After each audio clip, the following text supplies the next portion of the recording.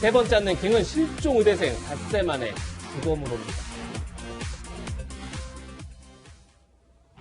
지난 일요일 한강변에서 실종된 대학생 손모 씨가 실종 닷새 만에 숨진 채 발견됐습니다. 실종 장소 근처에서 발견됐는데 어떤 사건인지 한번 같이 살펴보겠습니다. 지난 24일, 그러니까 지난 일요일이죠. 오후 11시에 손 씨가 친구를 만난다면서 반포 한강공원에 갔습니다. 그리고 다음날 새벽 1시 반, 손 씨는 어머니에게 마지막 문자를 보냈습니다.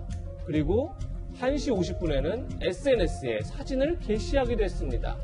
그런데 그날 새벽 3시 반에 친구가 손 씨가 너무 취해서 잠들었다. 그렇게 손 씨의 부모와 통화를 했습니다. 그리고 나서 1시간이 지나서 친구는 홀로 반포 나들목에서 공원을 빠져나오는 모습이 포착됐습니다. 그리고 나서 새벽 5시 반, 친구 손모 씨 부모의 실종 사실을 알립니다. 그런데 닷새가 지난 어제 오후 3시 50분 손 씨가 한강에서 시신으로 발견됐습니다. 오윤성 순천향대 경찰 아빠 교수 나오셨는데요. 가족들이 실종된 대학생을 찾기 위해서 백방으로 나섰는데 결국은 주검으로 발견됐어요. 그런데 실종된 지역에서 멀지 않은 곳에서 발견됐다면서요. 그러니까 이제 많은 분들이 아니 그동안에 그렇게 수색을 많이 했는데 그렇죠. 실제로 이제 그 현장을 보게 되면 그 반포 한강공원에서 수상 택시 있는 데까지가 약 한 그 40m 정도 됩니다. 40m요. 네, 예. 신당장까지가. 근데 발견된 것은 한 20m 정도밖에 안 되거든요. 실제로는 한 5, 60m 그 반경 내에 다 있는 건데. 예. 그래서 지금 이제 이게 왜 어떻게 된 거냐 그랬더니 이 26일 월요일부터 3일에 걸쳐가지고 한강물이 만조해서 역류가 됐대요. 그래서 이제 목요일부터 다시 이제 흐르기 시작을 해서 그 수색을 하시는 분이 아마 원래 있던 장소로 돌아올 것으로 예측을 해서 그 주변을 이제 확인을 하는 그 과정에서 다행스럽게 그 죽음을 발견을 한 것이죠. 그러니까 원래는 떠내려가야 되는데 다시 올라갔다가 다시 내려왔다 이런 다시 말씀이시네요. 그렇죠. 예. 네, 숨진 채 발견된 대학생 아버지는 아들을 찾기 위해 백방으로 나섰었습니다. 당시 목소리 들어보시겠습니다. 나들목과 도로 이외에는 CCTV가 설치가 안 돼 있더라고요. 그나마 있는 CCTV도 화질이 그다지 좋지가 않아서 일요일 새벽 2시부터 5시 반까지 목격하신 게 있다면 아주 작은 하나라도 너무 큰 도움이 될 것 같고요. 꼭 부탁드립니다.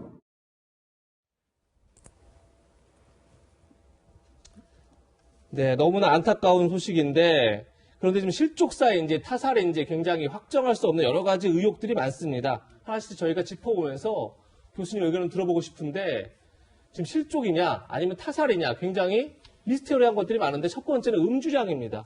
정말 얼마나 술을 마셨기에 실족을 할 수 있느냐 아니면 그것이 아닌데 타살이 된 것이냐가 있을 테고 두 번째 뭐냐면 얼굴에 상처가 없는데 뒷머리 부분에 의문의 상처가 2군데가 있다. 손가락 2마디 정도의 길이로 상당히 상처가 깊다. 이런 지금 얘기가 나오고 있고요. 또 당시 수심이 성인 무릎에 못 미치는 20에서 30cm 정도였는데 과연 실족사를 할 수 있느냐 이런 의문도 제기됩니다. 또 오늘 수온이 15.3도입니다. 지금 날씨가 많이 따뜻해져서 과연 저체온증으로 숨질 만큼 그렇게 추웠을까 이런 의문도 드는데 교수님 지금 많은 미스터들을 저희가 정리했는데 어떻게 보십니까? 하나씩 이제 한번 짚어가보면서 예. 말씀을 드리죠. 음주량은요, 지금까지 그 나온 것은 막걸리 2병과 소주 1병입니다. 예. 그러니까 이제 개인에 따라서 주량 차이가 있긴 있겠습니다만 20대 청년 2명이 나눠서 마셨는데, 그래서 이제 이렇게 만취가 됐을까라고 하는 그런 문제점이 하나 있습니다. 예. 두 번째는 발견되고 난 이후에 피해자의 아버지가 영안실에서 확인을 한 내용이라고 알려져 있는데, 학생의 뒷머리 쪽에 그 손가락 2마디 깊이라고 하니까 약 적어도 한 4cm 정도 굉장히 깊은 거죠. 상당히 깊은 거죠. 예. 그래서 이게 배인 상처다라고 했는데 경찰에서는 정확하게 이렇게 얘기를 했습니다. 둥기에 부딪히거나 맞아서 생긴 좌열창이다. 네. 그러니까 이제 찢어진 거죠. 예. 근데 찢어진 것이 그냥 칼로 이렇게 벤 게 아니라 세게 맞아서 부딪혀서 이렇게 된 것이다. 그 다음에 이제 이것이 이제 굉장히 어떤 타살 가능성과 연관이 있다라고 보고요. 수심이 불과 이제 20, 30cm 밖에 되지 않으니까 과연 거기서는 넘어진다 하더라도 익사할 수 있는 그런 가능성이 있느냐라고 하는 그런 문제가 있습니다.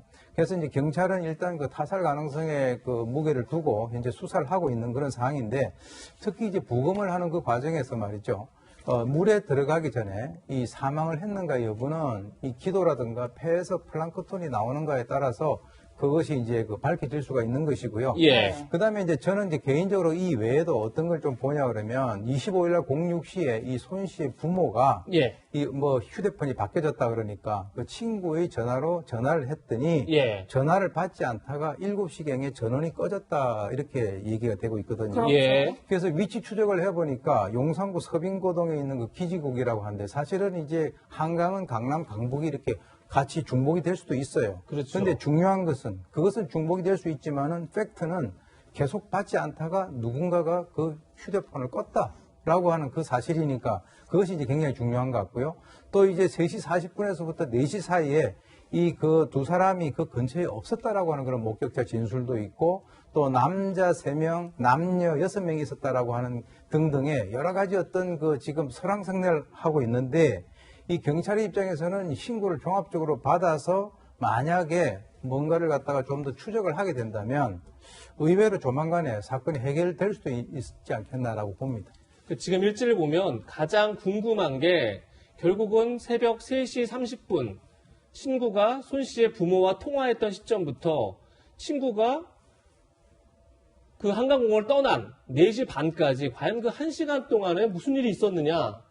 이 부분이 가장 좀 중요한 관건이 아닐까 싶은데 네. 지금 그래서 경찰은 이 친구를 상대로 최면 기법 조사를 했는데 별다른 소득은 없다고 하더라고요. 어떻게 보십니까, 지금 교수님? 경찰이 이제 이 친구에게 그 주목을 하는 이유는 그 사람이 뭐 범이다 이걸 갖다 확정해서 그런 건 아니고요. 전혀가 아직까지 알 수 없는 전혀 상황이죠. 알 수가 없습니다. 근데 이제 마지막까지 있었다라고 하는 그 점이 이제 굉장히 중요하거든요.